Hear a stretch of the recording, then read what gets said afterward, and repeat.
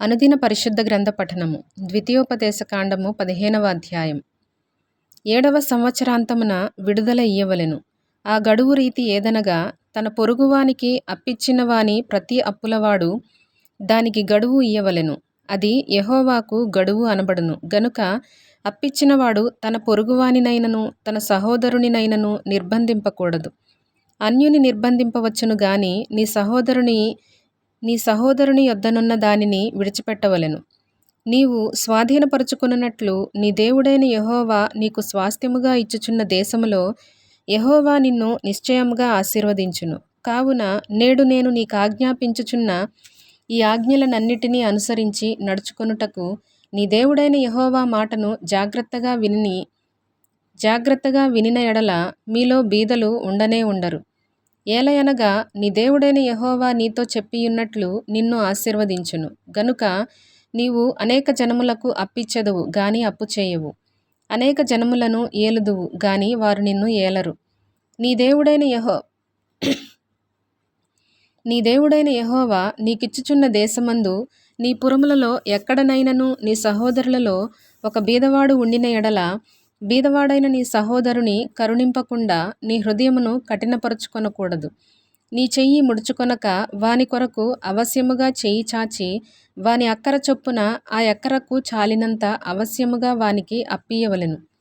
విడుదల సంవత్సరమైన 7వ సంవత్సరము సమీపమైనదని చెడ్డ తలంపు నీ మనస్సులో పుట్టకయుండునట్లు జాగ్రత్తపడుము.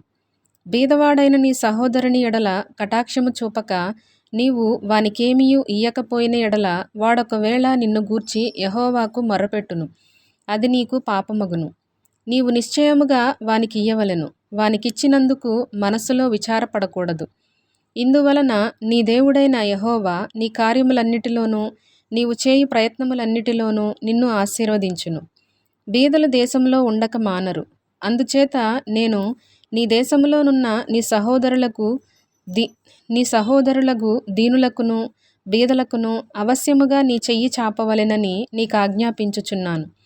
నీ సహోదరులలో హెబ్రీయుడే గాని హెబ్రీయురాలే గాని నీకు అమ్మబడి 6 సంవత్సరములు నీకు దాస్యము చేసిన ఎడల 7వ సంవత్సరమున వాని విడిపించి నీ యొద్ద నుండి పంపివేయవలెను.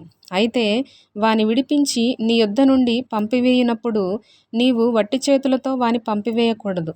నీవు ఐగుప్తు దేశములో దాసుడవై ఉన్నప్పుడు నీ దేవుడైన యెహోవా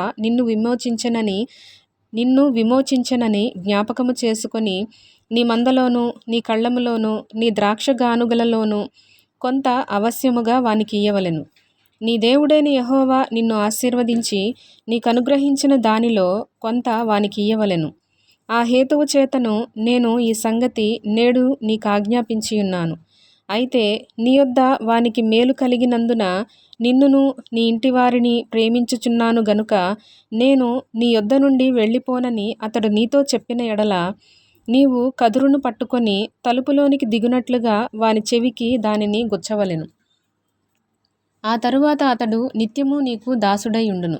అలాగుననే నీవు నీ దాసికిని చేయవలెను. వానిని స్వతంత్రునిగా పోనిచ్చుట కష్టమని నీవు అనుకొనకూడదు.